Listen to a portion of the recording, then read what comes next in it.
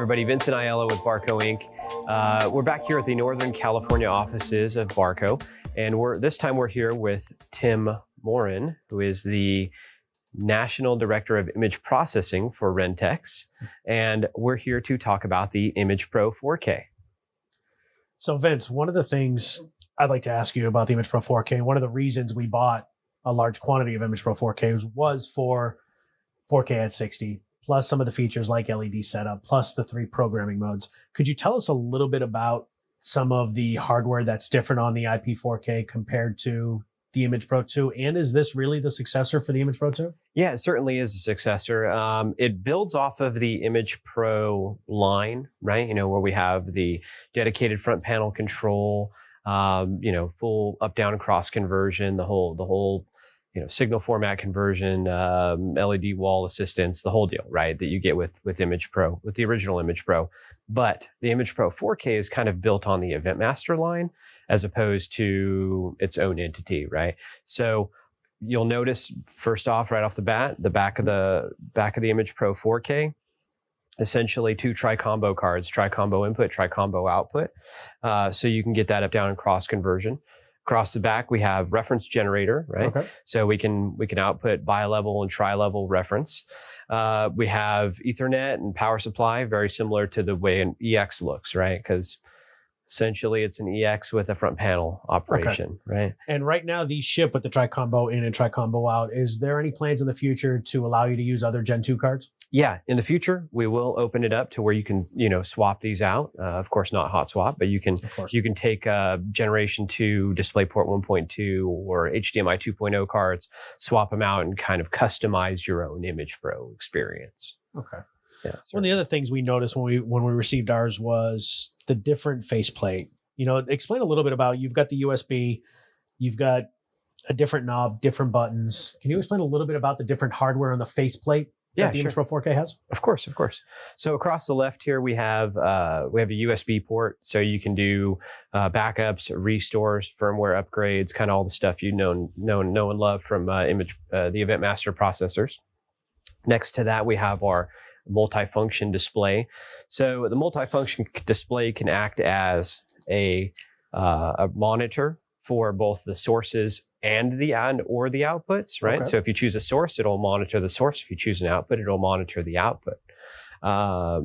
Next to that, we have our cool rotary adjust knob. Yeah, that was one of the things we noticed is you guys have removed the select button, and actually it's the rotary knob, and you push in the knob to select your menus. Yeah, exactly. So if we bounce into that, it'll show you to select and spin, select, and then we have the original escape button. So next to the navigational buttons, we have the sources and output buttons. So on the source buttons, we basically use those as mappable buttons for your front panel, right? Okay. So I can map, let's say, logos, mats, still stores, actual physical inputs, sources, and presets to that. I can actually map presets to those buttons. Okay. So, it's fully flexible, very, very similar to the way like a controller would be on an EC30, EC50, EC200, or 210. On the outputs, I can map, physical outputs. I can map, when I set it into matrix mode, which we'll talk about here in a second. I can use those to map my outputs. Now, one of the caveats we like to point out is that if you switch between a live input to another live input, it has to dip to black or it has to be a hard cut because there's no AB bus. There's no mix. So this would not be a replacement for your PDS? Correct. Okay. Yeah, it's definitely not a replacement. Absolutely. So another question I have is the connectors. Mm-hmm. So you've got HDMI 1.2, DisplayPort 1.2, HDMI 2.0, and your 12G. Yeah. If I send 4K to all of the inputs, do I have to disable any connector capacity, or is there something new in the ImagePro 4K that you guys have done? So in standard program and standard preview, we do this thing called dynamic connector capacity. And what dynamic connector capacity is it robs connector capacity from the other inputs to dedicate towards the one that you want to use quickly and on the fly. So let's say I did bring in all 4K DP 1.2, 4K HDMI 2.0, and then 4 12G SDIs. Well, let's say I want to take HDMI 2.0. Well, what it would do is it would rob connector capacity from the other connectors and dedicate it towards that HDMI 2.0. Super quick, super on the fly, automatically. But then I'd be able to go back and select that 12G SDI, and the connector capacity would go back to be able to utilize that. Exactly, exactly. So it essentially eliminates a step of, in Event Master where you had to go down and select each connector and set it to none and then dedicate 4K to another. It takes care of it for you. And remember, that's called dynamic connector capacity. It's only available in standard program and standard preview. Yep. And can you tell us a little bit about the difference between the modes and the different functions that each mode has? Yeah, certainly. So 3 modes: standard program, standard preview, matrix mode. So we'll cover standard program. Standard program works just like our original ImagePro Dual, where you press a button and it'll take the actual input and send it to screen, right? Pretty simple stuff. Now, one of the cool things about standard program mode is that it'll do 2 4K in outs, right? Or sorry, 2 4K outs. So we can take in, say, one input, one source, we should say, and send it to 2 different outputs. And they could be 4K, they could be dual 4K, they could be like 720p. The outputs are scalable then when you're in standard program mode. Yes, absolutely. And independent as well. So you can send the same signal out to 2 different places, just like a dual, right? Like an ImagePro 2 dual. Standard preview acts just a little bit different, as where if we were to set it into standard preview and we selected a source, you would be able to see the source in your multifunction display, verify that it's accurate, and then we hit the take button and that would send it to our outputs. So the multifunction display would then act pretty much as a preview monitor. Exactly. So you would see what's on preview, then you would hit take, and out it goes to program. Okay. Yep, totally. And then we have matrix mode. So matrix mode's a cool mode that we've enabled that does require Event Master toolset right now. And essentially what that does is that creates a 6 input, 6 output matrix scalable router. So you can take in any HD input and send it out HD output. It's like having 6 ImagePros in one. Okay. But again, that does require Event Master toolset right now. We're working on a front panel operation for that though. Now, when it's in matrix mode, you can create custom presets that you can then map to the front. Is that correct? Totally.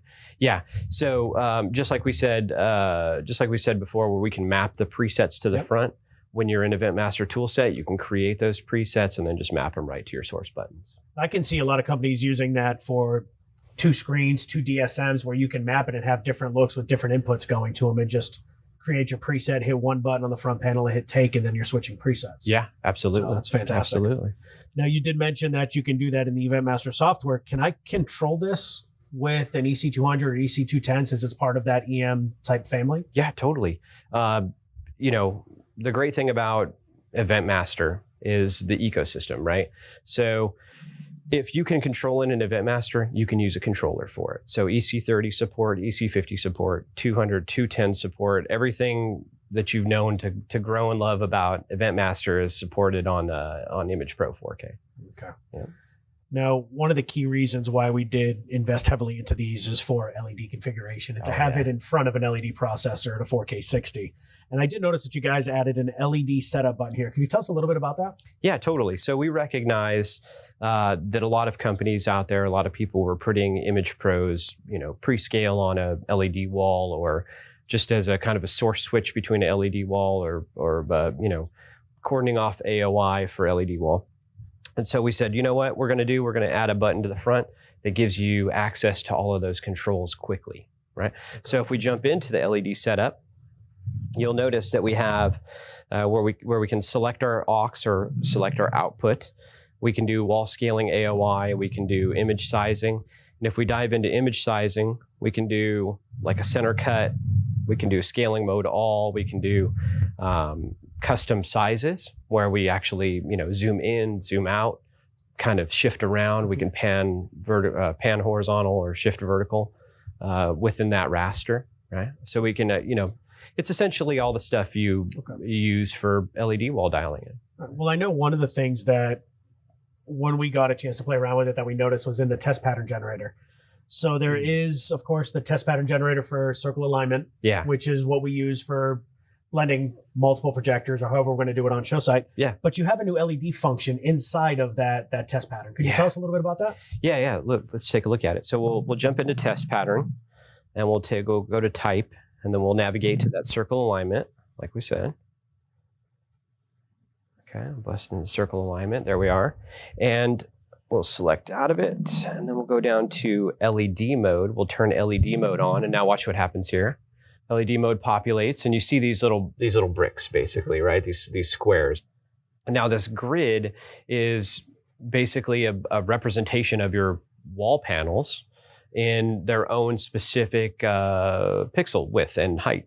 So it can dial in our actual grid spacing. So say if I have a wall that's like 168 by 168 or 192 by 192, I would dial that in on my grid spacing, and my actual physical output would represent that. So it's like a dynamic grid. So these are pixel accurate representations of what the LED tile would be. So as long as I'm making sure pixel for pixel, and I can adjust that in here, then we'll actually have a grid for the wall. Yeah, exactly.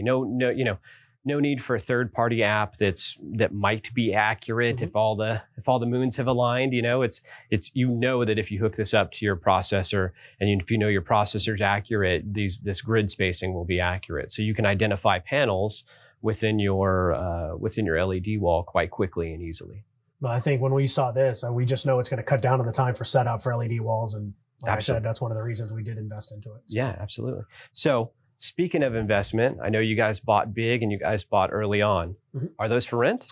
They are for rent, yeah. We have them available at all 10 of our offices throughout the country. So if you need them, just give us a call. Awesome. All right. Well, if you have any questions, or if anybody else has any questions, feel free to reach us at e2@barco.com, or Facebook page, or barco.com, or rentex.com. All right. Well, Tim, thanks for coming out. Thanks for sharing the time. And all right.